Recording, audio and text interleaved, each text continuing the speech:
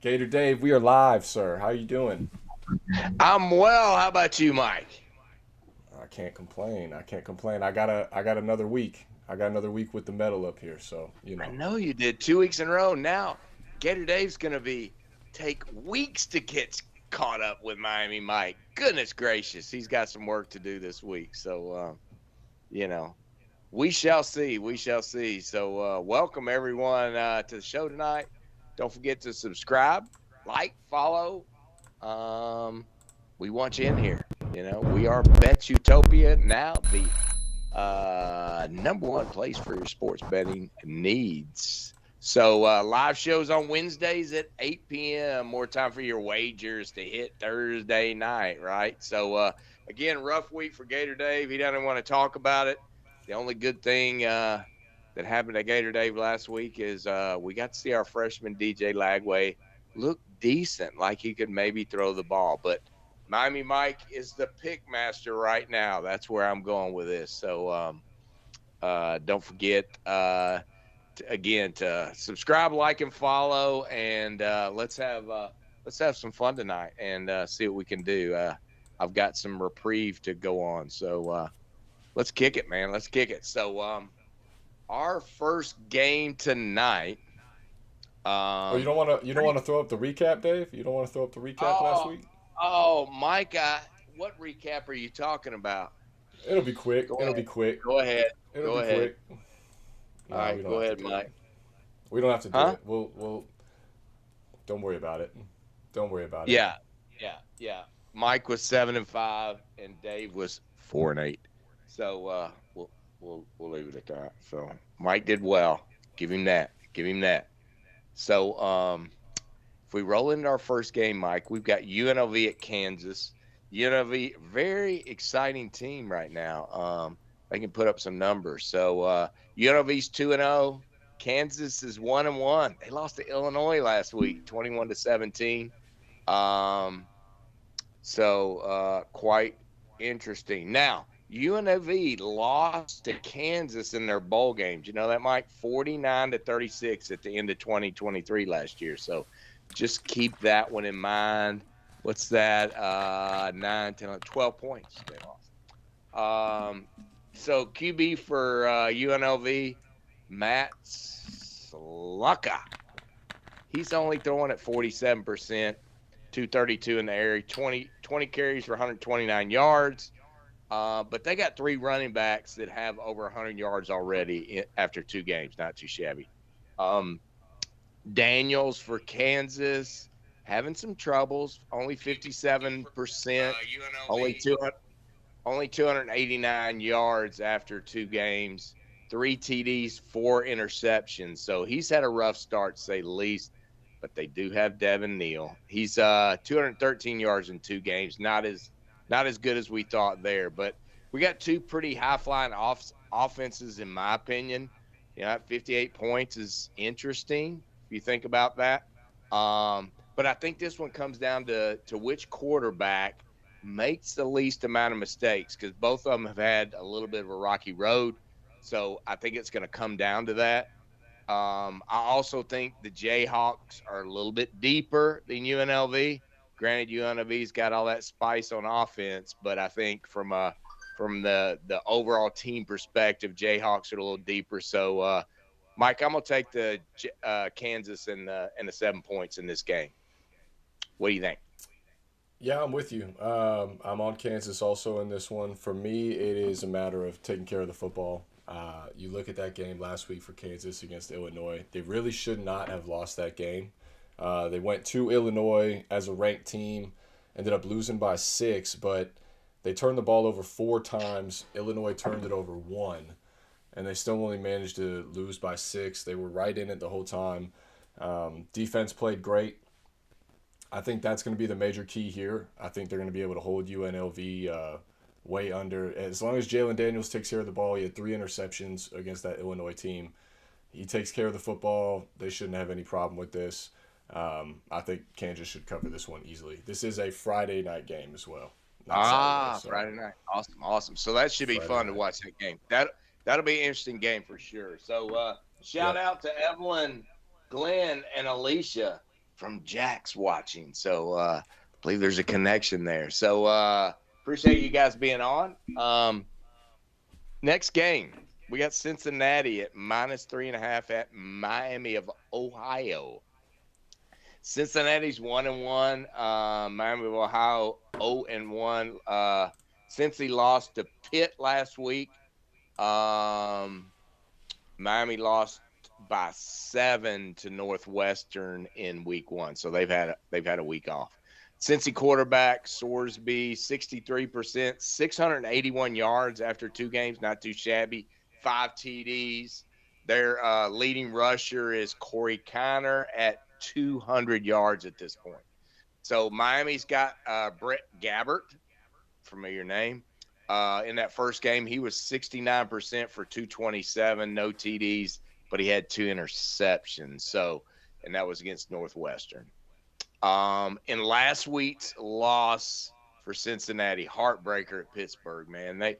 I think they're going to struggle a little early. I think it'll be a slow start, but I think the Bearcats have enough to really make this thing happen, and I don't think Miami has enough. I'm just not sold on Gabbert and that team, and obviously Cincinnati being a Power 4 team, I think they've got a little bit more firepower to them. So give me Cincinnati and at -3.5, Mike. What do you think? I'm with you. Again, I like the same pick. I went against Cincinnati last week. I had Pitt. Pitt pulled it out of their you-know-what late in the game. They were getting absolutely torched by Cincinnati all game long. Cincinnati's offense is great, and their defense was holding up well, but Pitt slowly ate away. Pitt ended up actually winning that game outright as the dog, which they had no business doing. I think Cincinnati bounces back, and I think they bounce back in a big way. And unfortunately, Miami of Ohio is kind of walking into a buzzsaw. I think Cincinnati is going to be focused. I think they're going to be determined. I think they're going to handle Miami of Ohio in this one pretty easily. So I'm with you. Give me the Bearcats in this one, Dave. Awesome. All right, we're 2 for 2. We'll see how long that lasts. Next game. I don't think it's going to last very long. Okay. All right. We'll see. You got the numbers there, baby. So, with next game, we got Virginia Tech playing Old Dominion. Virginia Tech's getting 16 points, over-unders 50 on this game. So, Virginia Tech had that first game lost to our friends in the SEC, Vanderbilt. Old Dominion is 0-2. However, they did play South Carolina close in the first game of the year, 23-19. Tech has drones at QB. A lot of talk at the beginning of the year about him. He is throwing at 67%, which isn't too bad. 452 yards, 3 TDs and an interception, which is pretty damn respectable. Their leading rusher, Tutton, has got 154 yards and 2 TDs. So Old Dominion's got a quarterback. His name's Grant Wilson, 58%. 387 yards, not too bad. 2 TDs, but 3 interceptions. Their running backs, Aaron Young, 139 yards, only averaging 3.5 a carry. Virginia Tech is 0-2 against the spread this year, Mike, and Old Dominion's 1-1. So Old Dominion's only averaging 2.3 yards a rush against East Carolina last week. So I'm a little concerned about that. I do expect the Hokies to do a little bit better than they have in the past. I think this is going to be a closer game than most people think, because I just don't think Virginia Tech's all that they make it out to be. And I look at this game being 16 points, Mike. I think Virginia Tech's going to win the game. And when it was at 14, I was probably a little bit more on Virginia Tech. But now that it's jumped up a little bit, I don't think they can beat them by 17. So, Mike, I'm going to go Old Dominion here and give me those 16 points. Yeah, this is one we talked about when we were running through the games right before we got on, and it's a good one. It's a good one, I'm telling you. So Vatek, they've kind of struggled a little bit so far this year, right? Kyron Jones, you mentioned it. He was labeled as potential Heisman guy this year for Vatek. Next big quarterback behind, the Vic brothers that they haven't had in a long time. But they're not starting off so hot. And they've done this before. Under Brett Pry and prior to Brett Pry, they've struggled against some teams that they really shouldn't be struggling against. One of those teams, Old Dominion. Old Dominion and Vatek have played 5 times, okay? Since 2017, mind you. They have alternated wins each time. Vatek is only won 3 times versus Old Dominion. Old Dominion has won twice. Vatek has only won against Old Dominion when playing in Blacksburg. When playing in Norfolk, which is Old Dominion's home stadium location and campus, they are 0-2. Ooh. Old Dominion is going to come to play. This is their Super Bowl. This is little brother versus big brother, littlest brother versus big brother. This is all these guys have a chip on their shoulder because they wanted the guys from Virginia. They want to go to Vatek. They want to go to UVA. They find themselves at Old Dominion, but guess what? They have a shot. They have a shot at Virginia Tech. I like this one a lot for the first half, and I was really teetering on if I was going to hit you with that first half play, Dave, or the full game. I'm sticking to the full game. I like Old Dominion to get the cover and potentially the outright win here. I think as long as you can get it plus 14 and higher, you should be good to go, especially in the first half. In the first half, I don't know what that number is. But Vatek, if you look at their 2 games that they've played so far, they have been a second half team. First half has been atrocious. Second half, they put it together. They kind of start throwing it around the yard, let drones do drones things, and they've come back and they've kind of competed and gotten to where they are right now. Old Dominion, I think, is going to give them everything they want and then some. So give me the Monarchs of Old Dominion here, Dave. The Monarchs. Sweet. All right. 3 for 3 there, Mike. So let's move on. Maybe we're gonna break it here in a second. So we are. We are going to Gator Dave's alma mater, the Memphis, University of Memphis, at our favorite rival, Florida State University, there in Tallahassee. And the Seminoles are getting 6.5 points, over under 52. So Tigers coming in at 2-0. A lot of my peeps, a lot of my friends up there in Memphis are pretty pumped about the Tigers this year. They beat Troy last week by 21. Florida State obviously coming in at 0-2 with loss to Virginia Tech and Boston College. Tigers got a quarterback, 4-year kid, Seth Hennigan. He's got some experience, 68%, 469 yards already this year and 3 TDs.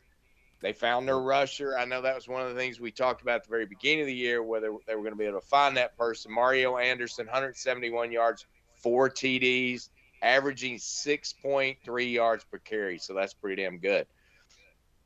Our buddy DJU, he's only throwing at 58%, Mike. 465, 1 TD, 1 interception. Leading rusher on the Seminoles is Rondell Williams. He's only got 48 yards. That's their leading rusher. So they got some serious problems running the ball there, Mike. But the Seminoles they coming off a bye week, right? So they got their bye week after playing in week 0. Memphis has the experienced quarterback, 4-year starter.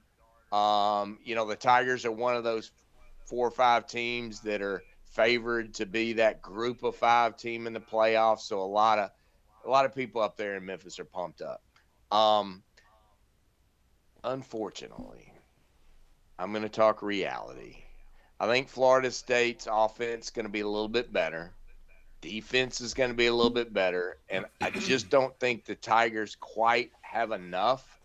I think Memphis Mike his back's against the wall. And, man, if he loses this to his old team, it's gonna be trouble. It really is. And with the line where it is, it's only really that touchdown. I mean, it really sets up perfectly. So Mike, with this 6.5, I hate to do this to my friends in Tigerland, but I'm gonna have to go with the Seminoles at 6.5. What say you? I say you're wrong, Gator Dave. I say you're wrong. And we do have a nice little classic head to head here. All right. Memphis Tigers. How you mentioned it. How poetic would it be for them to go down to Tallahassee, get paid, give me my money, go down to Tallahassee, get paid, and beat the coach that left them for Florida State? How poetic, as well as the nice little keister in the rear for old Norvell to slowly send him out the door. I think it's a very high possibility. I'm going to throw a couple numbers at you, which is why I believe so, Dave. FSU is 8-11 against the spread as a home favorite under Mike Norvell. Not great. Memphis on their offense, 10 seniors, 10 of their starting 11 players. Seth Hennigan can throw that ball 60, 65 in the air, no problem. Dude's got an absolute rocket for an arm. Florida State's been anything but consistent this year. Memphis Tigers, again, give me the points, plus 6.5. This is another one, just like the game that we just talked with Old Dominion Vautech. Easily have a shot at winning this one outright. So give me the Tigers. And I'm slowly building a nice little underdog parlay here, Dave. Nice little, give me my money. All right? I like it. Well, I can't lose here, Mike. And then if my Tigers win, you can. I'm happy. But I know they win by saying. 3, and and you win, and it's just I'm toast. But let's don't talk about that. So there's a couple of chances for me to win here. So I'm it would be nice for my Tigers to beat a team like that. I mean, and to as much as we both hate the Seminoles. So all right. Cool. Let's move on to the next game. This one, I picked this game and then I started teetering back and forth. It's an ugly game. It's an ugly game. Yeah, I'm glad you said that. This is a game that you picked. It's my fault. But I got a gut on this one. So this one is Indiana at UCLA. Okay, Indiana's getting 3 points at UCLA. Okay, over-under's 47.5. Indiana 2-0 preseason, looking like they're the bomb up there in the Big Ten. UCLA's only played one game, and they struggled against Hawaii. But it was at Hawaii, Mike, and we both know that's a bit of a curse for anyone. You taught me that one. All right, the Hoosiers. It's a good time down there. Lots of distractions. You told me. Hey, Navon and I are going in January. All right. Hoosiers. Oh, that's cool. Yes. Rourke is 73%, 448, 3 touchdowns. Their leading rushers, Ellison at 187, 9 yards a carry, Mike. Ooh, shit. UCLA, they got Ethan Garbers at QB. Mike, he only was 50% effective in their first game against Hawaii, but too much aloha out there, I guess. 272 yards, 1 TD, 2 interceptions. Too many good times. Game. Yeah, he did run for 6.7 yards a carry in the game, though. I think the UCLA defense is going to be we have to remember where they were last year. They were a tough defense last year. Granted, the defense coordinator went to USC, but I think they've still got a good base there. Okay. And I think they're going to be able to contain Indiana better than what we think at this point. I think that game against Hawaii is one of those learning experiences, and they've had that week off. Garbers, I mean, he is the world for the Bruins, and I think he's going to have a good game this week. And with that prep that he had and the adjustments they'll make, I know this was a tough one, but Mike, I feel pretty strongly UCLA is going to win this game. And so I'm going to take those 3 points and think that Pickens here, and it could be 7 to 10 points that UCLA wins. Just that's my gut there, Mike. What do you think? Okay. Yeah, I mean, honestly, I'm not mad at the pick. The more you were talking, the more I think that I am unfortunately on the wrong side of this one, Dave. I did take Indiana -3, so I have Indiana in the hook, but I like where you were at with UCLA. I think you're right. I think UCLA, they need to get right in this game. You know, Deshaun Foster, it's really it's his first home game as the new head coach of UCLA. He's got to make a statement, especially after that game in Hawaii that you mentioned. They stumbled. They did not look good. It was rough. Ethan Garbers has all the potential. But he gives me flashes of Josh Rosen. You know what I mean? Like, he's got that moxie about him. But exactly. Just like those waves in Hawaii, baby. You know, he's up and down. Down to the defense. This is UCLA's first Big Ten conference game, so that's something else to note for the history people out there. So this game is somewhat historic. Indiana generally not too good against teams on the road, especially when you're talking over 2,000 miles like they're going to be making for this trip against UCLA. I got you here, Dave. UCLA, I think, is the right pick. I am going to stick to my guns and continue our nice head-to-head that we have going on right now because, you know, we got to do something about those numbers over there on your side. But we do. We have to. I'm going to stick with the Hoosiers. I think they're going to get it done. But, yeah, I'm not mad at your pick at all. UCLA with the points at home, I think that's a good pick. Cool. All right. Next game, Mike.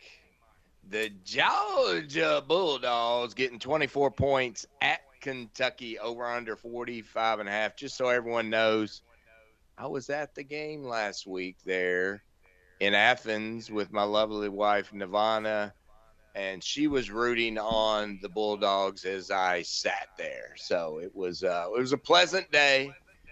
Did you wear the Georgia polo? I did not, because remember it went to Goodwill. I did wear Ian Bar South T-shirt at Bar South there in Athens, so I was kind of a little bit neutral but supporting, you know, Ian and Nirvana. So, but we had a good time. Yeah, me, right. So we had a good time. We tailgated, picked a good spot, had a good place for